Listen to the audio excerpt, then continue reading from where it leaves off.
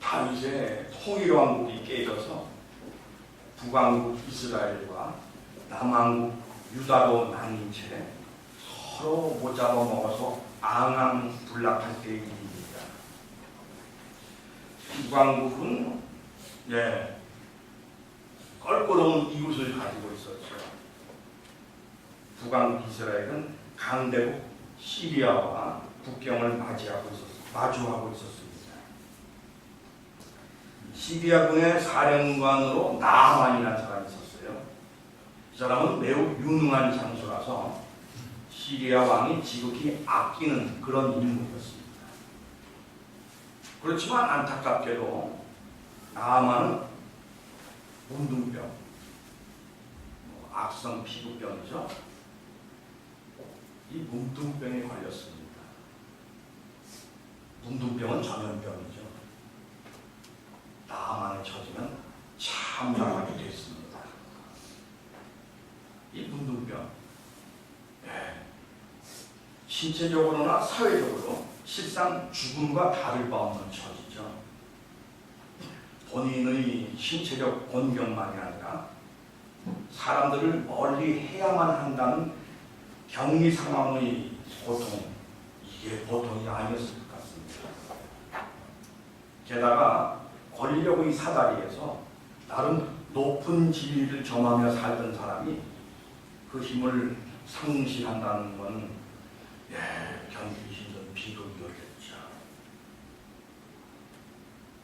이처럼 처참한 처지에 놓인 나아만이 이스라엘에서 잡혀온 계집종으로부터 지나가는 말을 들었습니다. 계집종의 고향에 하나님과 통한 사람, 그러니까 신통한 사람이 있다는 소리였죠. 물에 빠지면 지푸라기라도 짚는다잖아요.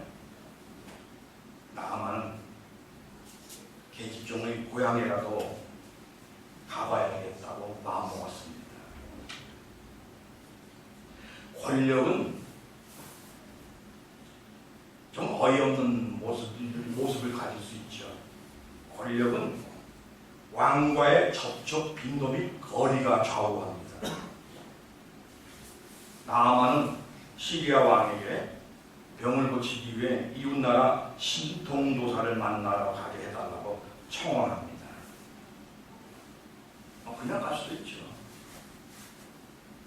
근데 이렇게 왕에게 청원하는 이유는 나를 잊지 말아달라는 하소연일 것입니다.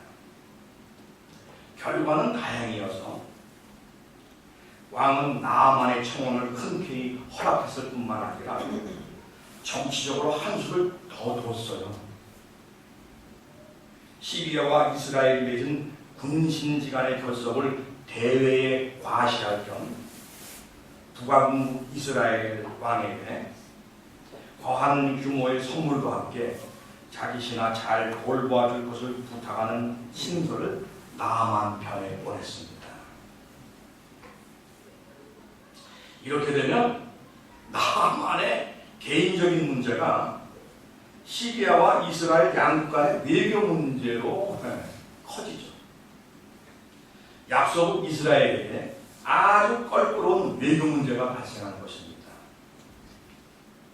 이스라엘 왕이 골머리를 썩히고 있을 때 엘리사가 이를 해결해 줬습니다.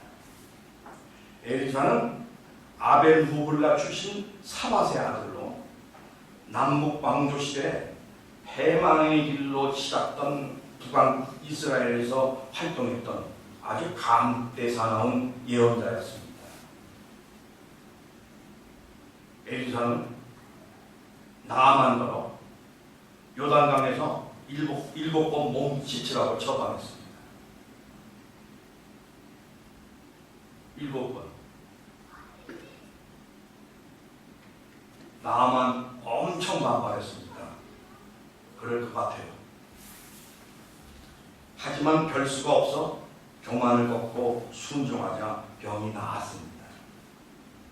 어찌나 효험이 좋았던지 어린아이 살결처럼 깨끗해졌다고 했어요. 나아만의 기쁨은 대단했을 것입니다. 몸이 정상으로 돌아왔잖아요. 예. 가족들도 다시 품에 안아볼 수 있게 된 거죠. 그렇죠? 아니, 가족부터 챙겨야 했으니까 가족부터 머리에 떼어놨을 거 아닙니까? 자기로부터. 근데 그 가족을 다시 품을 수 있게 됐잖아요. 사회적으로도 권력의 자리에 복귀할 수 있게 됐습니다. 모든 걸 다시 소유하게 된 거지요. 더욱이 시리아와 이스라엘 두 나라 우두머리에 체면도 세워졌습니다. 아주 잘 된 거죠. 그래서 나아만은 진심으로 큰 선물을 엘리사에게 주려고 했습니다. 하지만 엘리사는 이를 함삭고 사양했습니다. 그러나 엘리사의 종 게하시는 생각이 달랐습니다. 받아달라고 사양하는 것도 안 받는 스승이 못내 답답했던 거죠. 그래서 스승의 이름을 거짓으로 빌려 나아만으로부터 은 2달란트와 옷 2벌을 받아냈습니다. 근데 이게 이내 스승에게 들키죠. 그래서 나아만이 알았던 바로 그 병, 문둥병을 그때부터 알게 됐습니다. 이런 게하시의 사건으로부터 우리가 명심해야 될, 성찰해야 될 것은 무엇일까요? 이 나아만 사건 또는 뭐 달리 부르면 게하시 사건인데, 이 나아만 사건은 서로의 입장에 따라 각기 달리 이해되는 그런 사건이기도 합니다. 우선 시리아 왕으로 보면 조공 이스라엘에 대한 간섭을 강화할 수 있는 아주 좋은 기회죠. 나아만의 문둥병, 그거 이스라엘보다 몇 배나 땅이 큰, 몇 배나 산물이 풍부한 시리아에서도 못 고친 병인데 못 고칠 거라고 생각했을 거예요. 한편 이스라엘 왕이면 이게 아주 국가의 안위가 걸린 화급한 일이었습니다. 그런가 하면 예언자 엘리사에게는 하나님을 믿지 않는 시리아 왕과 나아만, 그리고 하나님을 믿되 건성으로 믿는 이스라엘 왕에게 이스라엘이라는 나라가 어떤 나라인지를 보여주어야만 하는 그런 기회였죠. 이스라엘이라는 나라가 어떤 나라인지를 보여주는 그런 기회. 시리아와 이스라엘을 겨냥한 엘리사의 신앙적 사유는 뭘까요?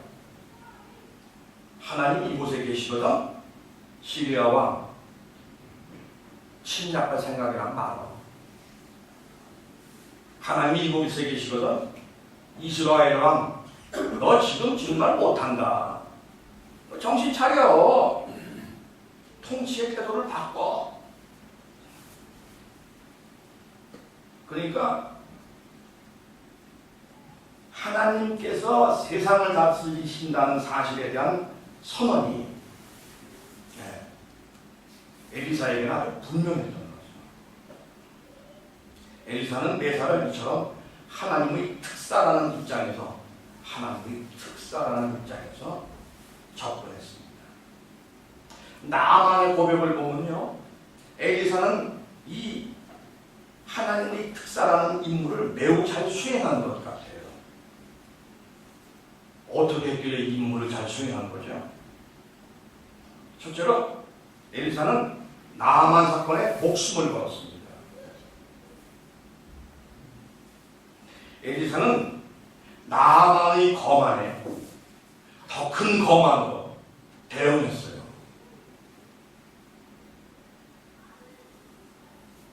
나아만의 거만에 하나님의 권위로 대응했죠.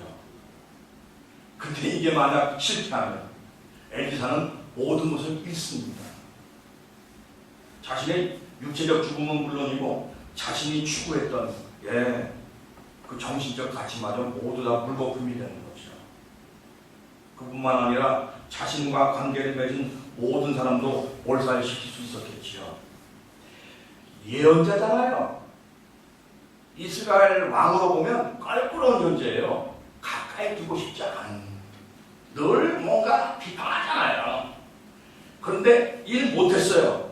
기회죠. 제거할 수 있는. 엘리사는 팔레스티나의 아주 유력한 가문 출신이라고 해요. 예, 목숨 걸었습니다. 엘리사의 임무는 하나님을 굳게 믿었기 때문에 할 수 있는 일이었습니다. 신앙을 너무 편의주의적으로 생각하는 사람들이 있어요. 근데 때로 아니 자주 하나님을 신앙한다는 것은 목숨을 거는 일이기도 합니다.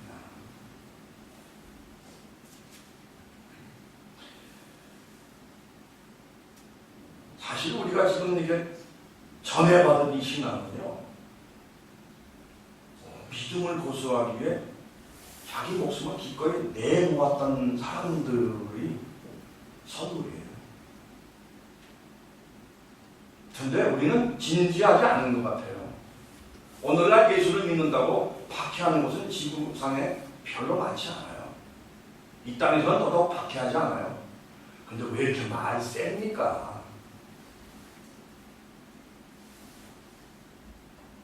왜 이렇게 장담이 많아요? 자기 신앙에 대해.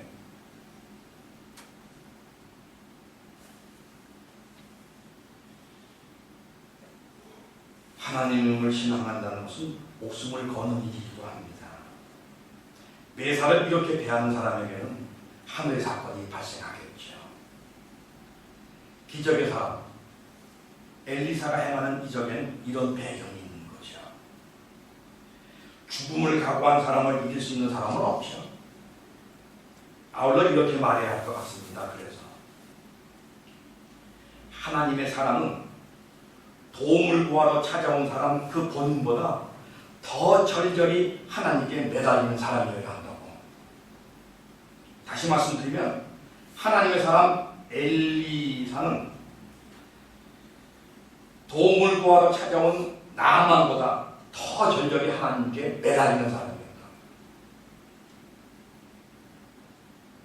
두 번째로 엘리사는 하나님의 이름이 손당되지 않도록 아주 철저히 처신했습니다. 세상 노력에 머리 숙이지 않았어요. 나만을 만나주지도 않았습니다. 나만을 만나주지도 않았어요. 그러니까 그 위용을 봐주지 않았어요. 나만을 만나갖고 몸을 좀 이렇게 매만지면서 뭐 안 됐거나 뭐 안 됐네 뭐 이런 위로의 말도 없었어요. 만나지 않았어요. 그리고 제자를 시켜서 처방을 전했습니다. 요동강 가서 7번 지쳐. 엄청 화나는 하죠. 내가 그렇게 불결하면 부터 시작을 해서 더없이 평범한 요단강에 가서 시치라고 했습니다. 무슨 뭐 성스러운 자리 따로 마련하고 거기다 불러서 하는 게 아니라 요단강 가서 애들이 거기서 그죠? 수영도 하고 농부가 물도 이렇게 끌어들이고 많은 그런 그죠? 평범하게 짝이 없는 요단강에 가서 지치라고. 뭐예요? 이 눈에 이게 우스워 보이냐? 그렇지 않다. 이 눈에 평범해 보이냐? 그렇지 않다. 여기가 하나님의 땅이다. 너희들이 침범할 수 없는 땅이라는 걸 알아라. 엘리사는 일체의 금품을 받지 않았습니다.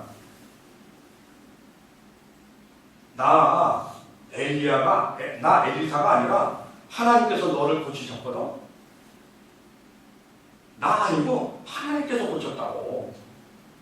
게다가 니들이 가지고 온 그 재물, 야 그것도 모두 하나님으로부터 니네가 받은 거 아니냐? 그거 갖고 지금 뭘 하려고 그러냐? 여기서 우리는 재물에 대한 엘리사의 분명한 입장을 읽게 됩니다. 하나님의 자비와 사랑을 보이려면 대접을 즐기지 말아야죠. 이거 굉장히 무서운 말이에요. 대접을 즐기죠. 교우들이 목사를 생각해서 뭘 들고 옵니다.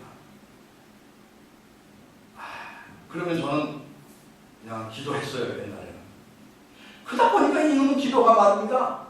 완전히 맞춤형 기도가 되는 거예요. 저쪽에 한껏 기분이 좋아야 되거든. 나도 받아먹었으니까.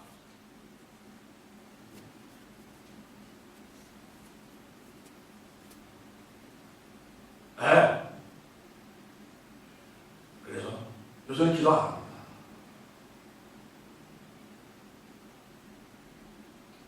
그분이 간 다음에 그분이 모르는 데서 기도해야지.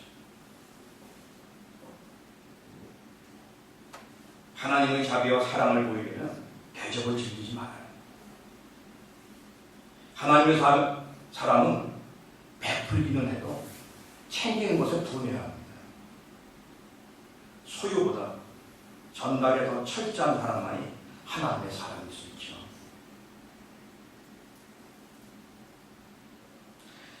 이렇게 엘리사의 행적을 우리가 살펴보면 상대적으로 게하시의 잘못도 분명해집니다. 게하시, 엘리사의 제자죠. 그러니까 유명한 사람, 엄장하고도 분명한 사람, 아무튼 굉장한 인물을 가까이 하고자 안다라는 사람이라고 할 수 있습니다. 이 사람은 강한 공명의 욕구가 있어요. 강한 공명의 욕구가 만남의 동기를 이루고 있는 사람은 이중인격이라는 함정에 빠질 수 있죠. 엘리사는 분명한 사람이었던 만큼 검소한 사람이었을 것입니다. 이런 엘리사를 스승으로 모셔야 하는 제자, 그러니까 예언자 학교의 살림을 꾸려야 하는 제자는 상대적으로 늘 경제적인 어려움에 시달렸을 것입니다. 게하시를 무조건 비난할 게 아니라 그의 입장을 자세히 헤아려볼 필요가 있습니다. 게하시는 우선 무엇보다 스승을 모시는 일에 쪼들렸을 거예요. 늘. 그리고 그런 만큼 자신 역시도 엄청 쪼들렸겠죠. 그러니까 이게 참 어이없는 거예요. 한편으로는 재물을 대하는 스승의 엄격, 엄정함을 좋아하면서도 다른 한편으로는 현실적으로 겪고 있는 물질의 곤핍이 더없이 고통스러운 거죠. 인학사 사가모로서 부친이 목회를 하는 기숙사생을 많이 접합니다. 이들에게는 공통된 아쉬움을 엿볼 수가 있어요. 가난으로 인한 여러 가지 결핍으로 부모를 향한 원망이죠. 목사님의 아들은 유난히 움켜쥐는 거에 강해요. 왜? 어렸을 때부터 그렇지 않아도 가난한데 아버지가 맨날 들어온 거 다 주고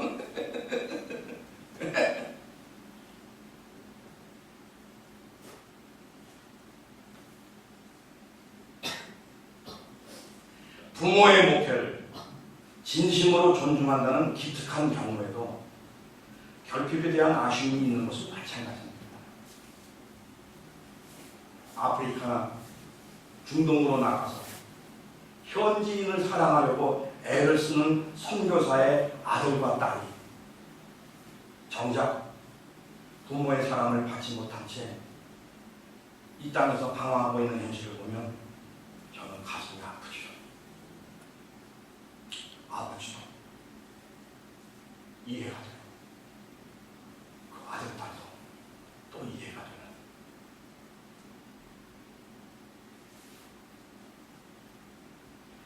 결핍의 고통을 넘어서야 하는 것은 맞지만 이게 결코 쉬운 일은 아니죠.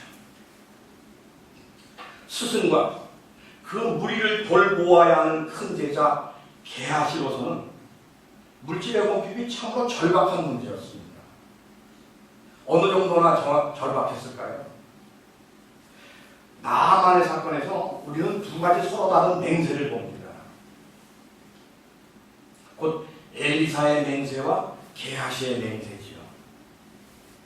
엘리사가 나만에게 말했습니다.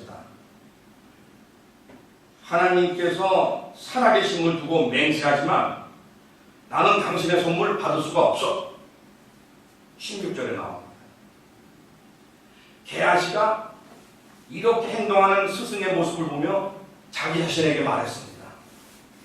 하나님의 살아계심을 두고 맹세하지만 내가 나아만을 쫓아가 무엇이든 좀 얻어와야 하겠다. 20절에 나옵니다. 게하시는요, 스승과 함께하는 삶의 궁핍함을 모면하는 일을 하나님께서도 옳다고 여기실 것이라 생각했어요. 어쨌든 게하시는 나아만을 뒤쫓아가서 거짓말을 합니다. 주인께서 스승을 부를 때 있는 사람들은 이렇게 불렀죠. 주인께서 나를 당신에게 보내 은 1달란트와 옷 2벌을 받아 여기 수련생 2명에게 짊어지고 오라고 했어. 나아만 지금 엄청 기분 좋잖아요. 감사하기 짝이 없잖아요. 게하시가 요구하는 것보다 더 많은 2달란트의 은과 옷 2벌을 강권해서 건네줬습니다. 게하시는 이것을 집에 들여놓고 수련생 2명을 돌려보냈습니다. 근데 여기서 분명히 해야 합니다. 게하시가요, 2달란트 은과 2벌 옷을 들여놓은 집은 게하시의 개인 집이 아니에요. 엘리사와 게하시가 함께 기도하는, 그러니까 예언자 학교의 숙소인 거죠. 게하시는 스승을 빙자해 나아만에게 재물을 받기는 했지만 그것을 개인적으로 착복하는 것은 아니에요. 그럼에도 그것은 여전히 잘못된 일이죠. 스승 엘리사의 게하시를 향한 질책에서 우리는 그것을 확인할 수 있습니다. 지금이 은과 옷을 받고 올리브 기름과 포도나무와 양과 소와 남녀 종을 취할 때나. 엘리사가 게하시를 야단치면서 한 말은 더없이 중요합니다. 지금이 그런 것을 할 때냐?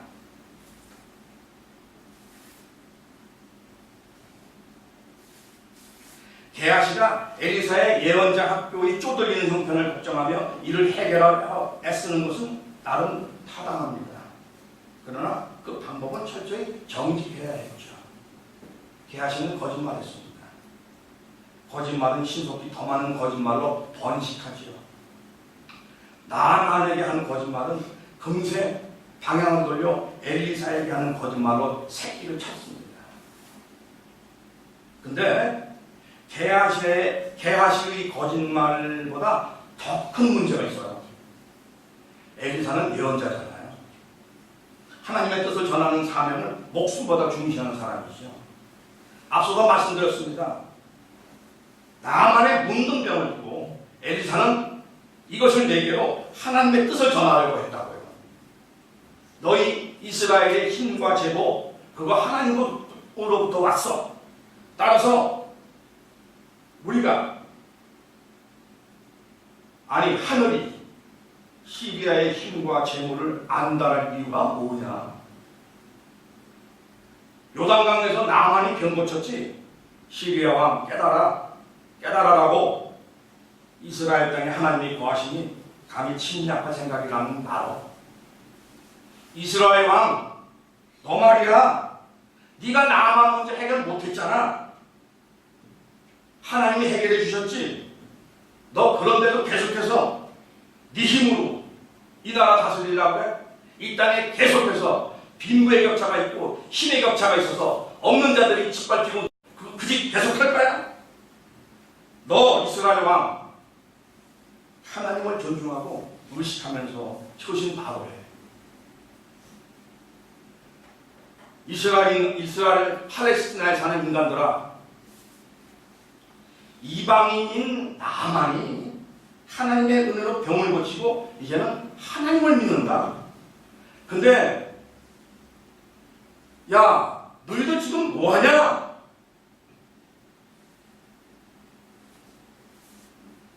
너희들 지금 뭐하냐? 예, 신앙적으로 방황하는 이스라엘 중에는 게하시도 포함되어 있네요. 결국 게하시는 작은 욕구에 사로잡혀 큰일을 망친 인간이라 할 수 있습니다. 게하시의 행동으로 인해 하나님의 일이 가려졌죠. 하나님 정말 쪼잔하게 만들었어요. 뭐야. 그런 만큼 하나님의 뜻이 온전하게 드러나는 일을 방해하는 것이죠.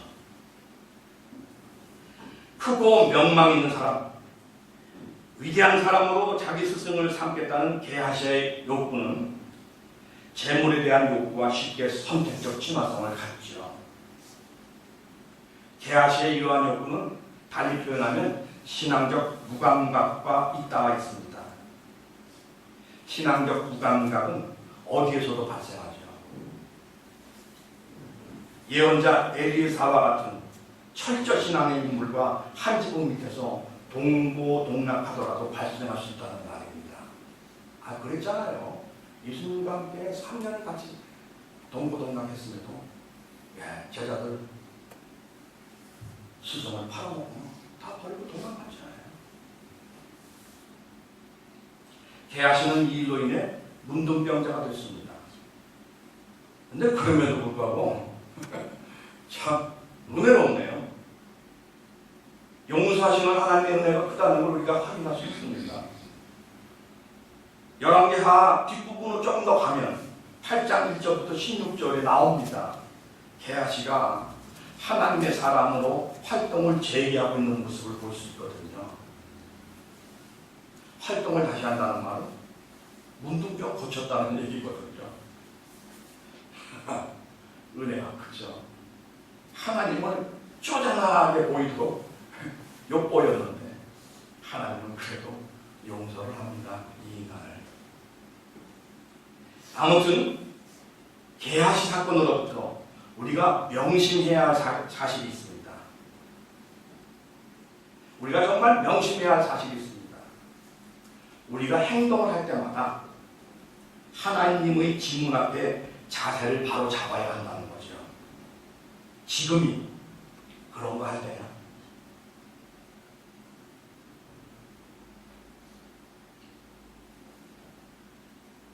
대한민국이 혼란합니다.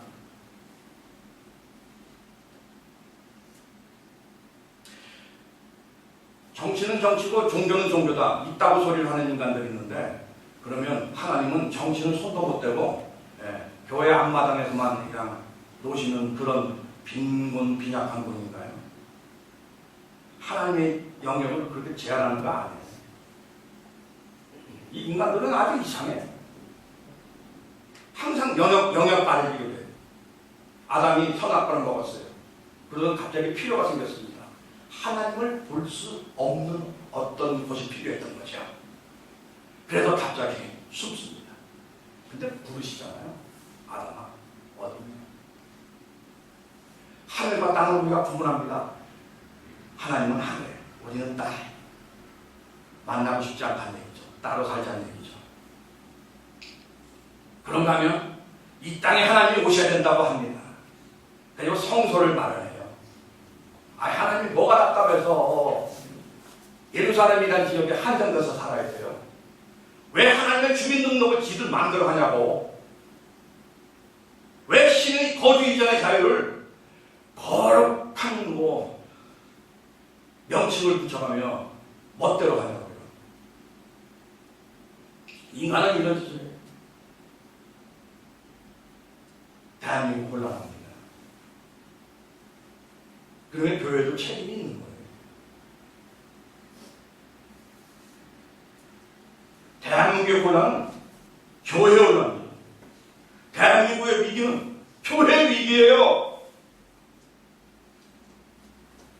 교회, 이 땅의 교회. 하나님 이름 팔아서 교회 건물을 열심히 짓죠. 지었다. 그거는 뭐 갚을 수가 없어서 팔아버리는 교회도 있고, 헌금 받아가지고 그 헌금을 이자를 갚는 데 쓰고, 나이가 아니죠. 그리고 하나님의 이름을 팔아서 교회를 세습합니다. 하나님의 이름을 팔아서 태극기, 성조기, 이스라엘 국기 들고서 정권 타도를 외치고 있죠. 그러면서 장경동이라는 목사는 그렇게 말했어요. 지금 나라가 두 쪽으로 깨졌다. 이렇게 두 쪽으로 깨지면 대통령이 이렇게 처신해서는 안 한다. 자기는 목회를 하는데 교인들이 이렇게 나눠졌을 때는 어떻게든 용서를 빌려고 교인들을 다독거린다. 문재인 대통령 지금 그거 해야 된다. 맞는 말이에요.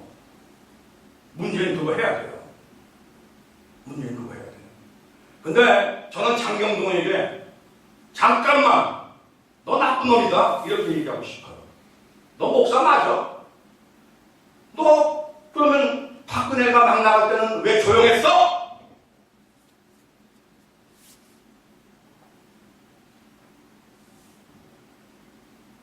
너는 분명히 어떤 편에 서 있으면서도 하나님의 이름으로 어느 편에도 서지 않은 것처럼 보편을 얘기를 하는데 그게 더 나쁜 거야. 차라리 솔직하게 마르크스처럼 계급적 위치를 분명히 하면서 나는 이런 말을 한다는 그런 정직이라도 가져봐, 이 인간아.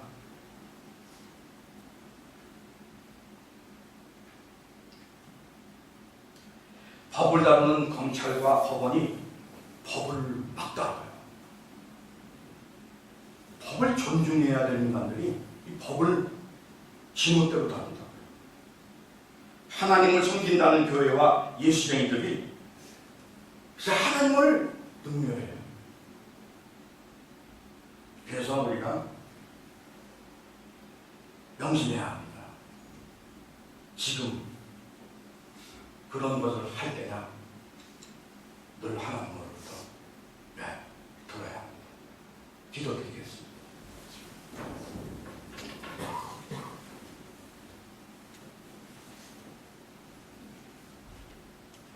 하나님, 지금 하고 있는 일이 하나님 뜻에 맞는가를 진지하게 물으며 단단히 우리 삶을 감당하는 저희들 되게 하여 주시옵소서. 우리 주님 예수 그리스도인 받들어 아버지 하나님